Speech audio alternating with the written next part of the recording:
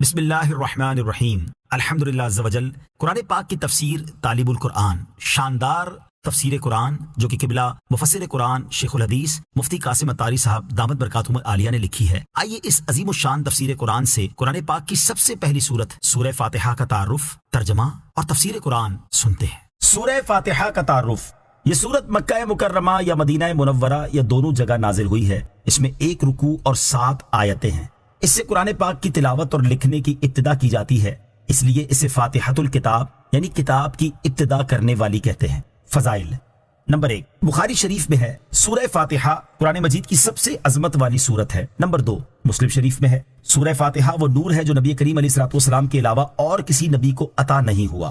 Number 3، سورہ فاتحہ بہترین دم ہے۔ بخاری اور ابو داؤد کی احادیث میں ہے کہ صحابہ کرام رضی اللہ تعالی عنہم نے سانپ کے ڈسے اور جنون کی بیماری میں مبتلا شخص پر سورہ فاتحہ پڑھ کر دم کیا تو اسے زہر کے اثر اور جنون کے مرض سے شفا مل گئی۔ خلاصہ مضامین، اس صورت میں اللہ تعالیٰ کی حمد و ثنا، عظمت و شان اور اوصاف کا بیان، اللہ تعالیٰ کے حقیقی معبود اور حقیقی مددگار ہونے کا ذکر اور صراط مستقیم پر چلنے کی دعا مانگنے کی تعلیم ہے۔ مسئلہ، نماز میں سورہ فاتحہ پڑھنا واجب ہے۔ امام اور تنہا نماز پڑھنے والا اپنی زبان سے سورہ فاتحہ پڑھے گا جبکہ مقتدی امام کے پیچھے خاموش رہے گا، اور جہری نماز میں اس کی قراءت بھی سنے گا۔ اس کا یہی عمل پڑھنے کے حکم میں ہے۔ تسمیہ، بسم اللہ الرحمن الرحیم، اللہ کے نام سے شروع جو نہایت مہربان رحمت والا ہے۔ بسم اللہ ہر سورت کے شروع کی نہیں بلکہ پورے قرآن کی ایک آیت ہے۔ اسے 2 سورتوں کے درمیان فاصلہ کرنے کے لیے ہر سورت کے شروع میں جدا گانا لکھ دیا گیا ہے۔ ہر سورت کے شروع میں لکھی ہوئی بسم اللہ پوری آیت ہے، اور سورہ نمل کی آیت نمبر 30 میں مذکور بسم اللہ اس آیت کا ایک حصہ ہے۔ مسئلہ، تلاوت شروع کرنے سے پہلے اعوذ باللہ پڑھنا سنت ہے، اور سورت کی ابتدا میں بسم اللہ پڑھنا سنت ورنہ مستحب ہے۔ اہم بات، حرام و ناجائز کام اور گفتگو سے پہلے بسم اللہ ہرگز نہ پڑھی جائے۔ درس، ہر نیک و جائز کام کی ابتدا بسم اللہ سے کرنی چاہیے۔ حدیث پاک میں ہے جس اہم کام کی ابتدا بسم اللہ الرحمن الرحیم سے نہ کی گئی وہ ادھورا رہ جاتا ہے۔ آیت نمبر 1، الحمد للہ رب العالمین، سب تعریفیں اللہ کے لیے ہیں جو تمام جہان والوں کا پالنے والا ہے۔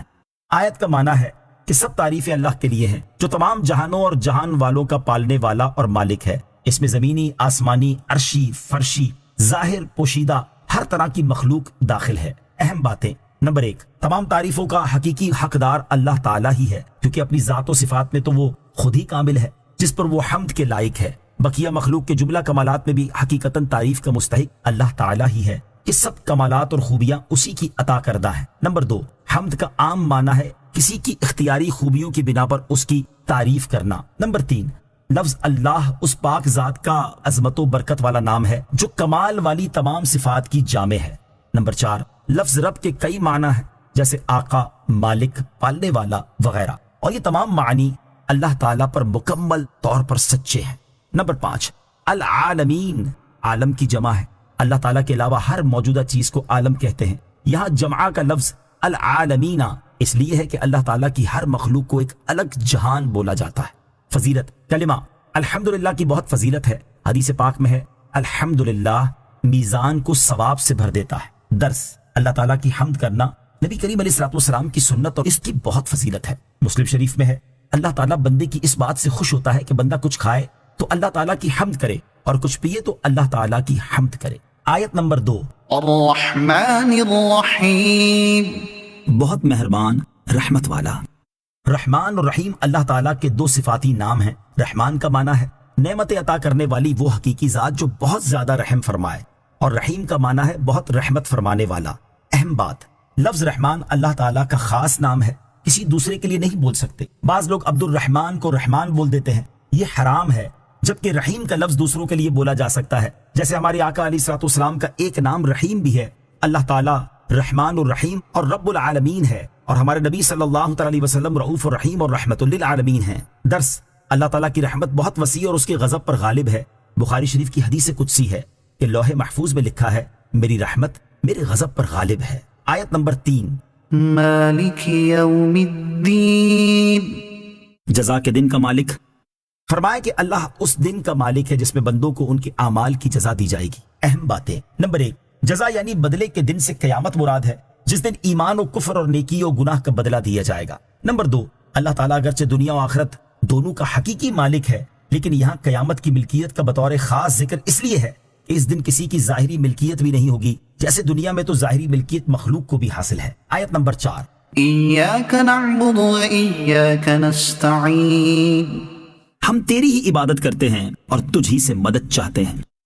اس آیت سے بندوں کو سکھایا ہے کہ اللہ تعالیٰ کی بارگاہ میں اپنی بندگی کا اظہار یوں کرو کہ اے اللہ عز و جل، ہم صرف تیری عبادت کرتے ہیں، کیونکہ عبادت کا مستحق صرف تو ہی ہے، تیرے علاوہ اور کوئی اس لائق ہی نہیں کہ اس کی عبادت کی جا سکے، اور حقیقی مدد کرنے والا بھی تو ہی ہے۔ تیری اجازت و مرضی کے بغیر کوئی کسی قسم کی ظاہری، باطنی، جسمانی، روحانی، چھوٹی بڑی کوئی مدد نہیں کر سکتا۔ اہم بات، عبادت کا عام فہم مطلب یہ ہے کہ کسی کو عبادت کے لائق سمجھتے ہوئے اس کی کسی بھی قسم کی تعظیم کرنا، اور اگر عبادت کے لائق نہ سمجھے تو وہ محض تعظیم ہوگی، عبادت نہیں کہلائے گی۔ درس، عبادت صرف اللہ تعالیٰ ہی کی کرنی چاہیے۔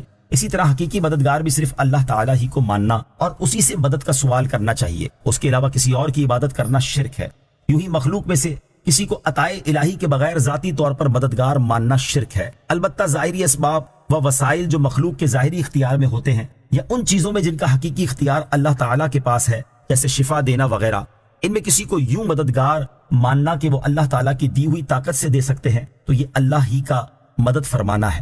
جیسا کہ قرآن پاک میں ہے کہ حضرت عیسیٰ علیہ السلام نے بیماروں، مادر زاد اندھوں، کوڑ کے مریضوں کو شفا دی، اور حضرت جبریل علیہ السلام نے پاکیزہ بیٹا دیا۔ یوں ہی بخاری اور مسلم اور دیگر کتابوں میں حدیثیں موجود ہیں کہ حضور علیہ السلام نے مریضوں کو شفا پہنچائی، کھانے پینے میں برکت دی وغیرہ۔ آیت نمبر 5، اهدنا الصراط المستقيم۔ ہمیں سیدھے راستے پر چلا۔ فرمائے کہ یوں دعا مانگو، اے اللہ، تو نے اپنی رحمت سے ہمیں صراط مستقیم دکھا دیا، اب اس راستے کی طرف ہماری ہدایت میں اضافہ فرما اور ہمیں اس پر ثابت قدم رکھ۔ اہم بات، صراط مستقیم سے مراد رضائے الہی کا سیدھا راستہ ہے، جس پر تمام انبیاء کرام علیہ السلام چلے، اور اب یہ اسلام کا وہ سیدھا راستہ ہے جس پر صحابہ کرام علیہ رضوان، بزرگان دین، علماء و محدثین اور ائمہ و مجتہدین چلے۔ نئے نئے راستے دکھانے والے صراط مستقیم سے دور ہیں۔ درس نمبر 1، سیدھے راستے پر ثابت قدمی اور ایمان پر خاتمے کی دعا مانگتے رہنا چاہیے کہ نجات اسی پر موقوف ہے۔ نمبر 2، دعا سے پہلے اللہ تعالیٰ کی حمد اور عبادت کرنی چاہیے۔ نمبر 3، عام دعائیں جیسے مغفرت، نجات، عافیت اور خوشی وغیرہ کی دعائیں صرف اپنے لیے نہیں بلکہ سب مسلمانوں کے لیے مانگنی چاہیے۔ آیت نمبر 6 اور 7، صراط الذين أنعمت عليهم غير المغضوب عليهم ولا الضالين۔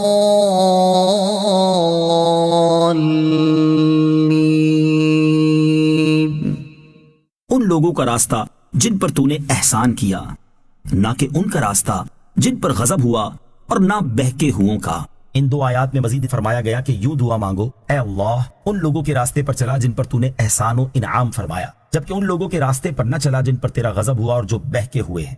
اہم باتیں، انعام یافتہ بندوں سے مراد انبیاء، صدیقین، شہداء اور صالحین ہیں، جن کا ذکر سورہ نساء کی آیت نمبر 69 میں ہے۔ نمبر 2، غضب کے مستحق لوگوں سے مراد یہودی یا بد عمل لوگ، اور بہکے ہوئوں سے مراد عیسائی یا بد عقیدہ افراد ہیں۔ صدق اللہ العظیم۔